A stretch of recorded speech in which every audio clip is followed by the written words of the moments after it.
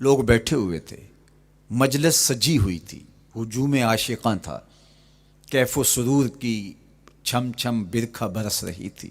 انوار و تجلیات اتر رہے تھے، اور کیسی خوش نصیب مجلس تھی جس میں حضور خود تشریف لے آئے۔ تو آقا کریم نے ارشاد فرمایا، فقال ما اجلسکم،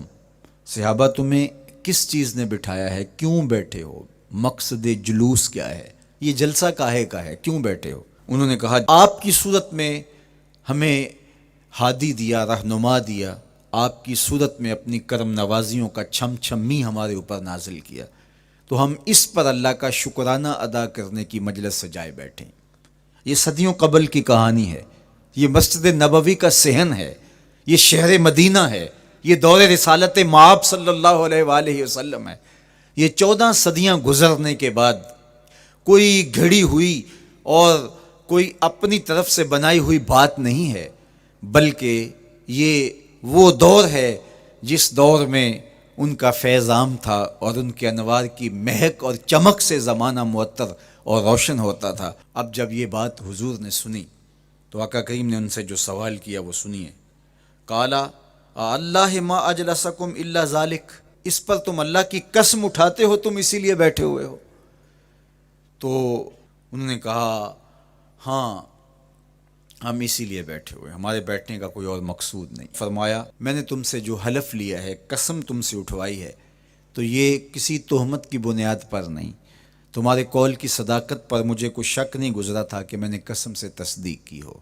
بلکہ ماجرا کچھ یہ تھا، تم یہاں بیٹھے تھے، میں حجرے میں تھا، جبریل امین حاضر خدمت ہوئے، فاخبرنی ان اللہ عز وجل یباہی بکم الملائکہ، انہوں نے مجھے کہا محبوب ذرا باہر تو نکل کے دیکھو، آپ کے غلاموں کے اس عمل پر اللہ فرشتوں میں ناز کر رہا ہے۔ وہ عمل کون سا تھا جس پہ رب رب ہو کے فرشتوں میں فخر کر رہا ہے، رب رب ہو کے فرشتوں میں ناز کر رہا ہے؟ وہ عمل یہ تھا کہ صحابہ مل بیٹھ کر کے اللہ کی حمد بول رہے تھے،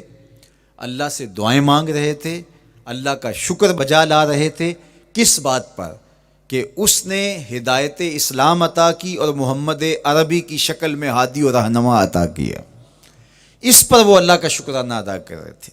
تو اس پر جبریل امین نے آ کر کے حضور علیہ السلام کو بشارت دی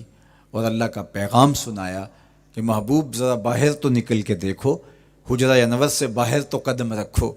آپ کے صحابہ مسجد کے صحن میں بیٹھ کر کے اللہ کی اس نعمت کا جو آپ کی شکل میں انہیں عطا کی گئی شکرانہ ادا کر رہے ہیں۔ اللہ اکبر، اللہ کی رحمتوں سے کوئی بعید نہیں کہ آج کی مجلس قبول کر لی جائے اور اللہ فرشتوں سے کہے دیکھو صدیاں بیت گئیں، یہ آج بھی بیٹھ کے اس نعمت کا شکرانہ ادا کر رہے ہیں، تم گواہ ہو جاؤ میں نے اپنے بندوں کی مغفرت فرما دی اور میرا اور آپ کا کام بن جائے، میری اور آپ کی جستجو کامیاب ہو جائے، میرا اور آپ کا بیٹھنا بامقصد ہو جائے، ہمارے آنے کا مدعا پورا ہو جائے، ہم جو چراغاں کر کے ماحول میں ایک خوبصورتی پیدا کر کے، ایک ظاہری جمال پیدا کر کے ہم حقیقی جمال کی تلاش میں نکلے ہیں، اس ظاہری روشنی کے اندر ہم باطن کی روشنی کو تلاش کرنے نکلے ہیں، ہو سکتا ہے کہ ہمارے دل اس نور سے مالا مال ہو جائیں۔ باقی جہاں تک حضور کی مدح و ستائش کی کہانی ہے، حضور علیہ الصلاۃ والسلام کی تعریف و توصیف کی بات ہے، تو یہ ایک رات کیا 12 حلقات نور کیا ساری زندگی بھی گزار دیں حق کے شکر پھر بھی ادا نہ ہو، اس لیے کہ ہمیں زندگی کا سارا شعور اور باطن کے سارے اجالے حضور کی دہلیز سے نصیب ہوئے، تو یہ تو ساری زندگی بھی ہم تشکر میں بسر کر دیں تو حق ادا نہیں ہو پاتا، اور ہماری روحیں، ہمارے قلوب، ہماری زبانیں، ہمارا طرز زندگی، ہمارا انداز معاشرت، ہمارے رویے اس نعمت کا شکرانہ ادا کر رہے ہیں جو حضور کی شکل میں اللہ نے ہمیں عطا کیا۔ دیکھو یار، کوئی معمولی سی نعمت میسر آ جائے تو بندہ اس پر شکرانہ ادا کرتے نہیں تھکتا۔ اللہ تعالیٰ نے قرآن مجید میں انسان کے اس رویے اور اس مزاج کو بیان کیا، وَإِنَّا إِذَا أَذَقْنَا الْإِنسَانَ مِنَّا رَحْمَةً فَرِحَ بِهَا، یہ انسان کی ایک فطرت بیان کی گئی ہے کہ جب ہماری جانب سے اس کو کوئی رحمت ملتی ہے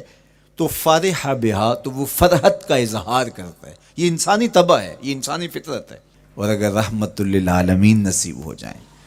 تو پھر کتنی مسرت ہوگی. تو یہ اللہ جل شانہ کی طرف سے عنایت ہے جو اہل ایمان کا مقسوم ہوتا ہے اور اللہ ان کو عطا فرماتا ہے.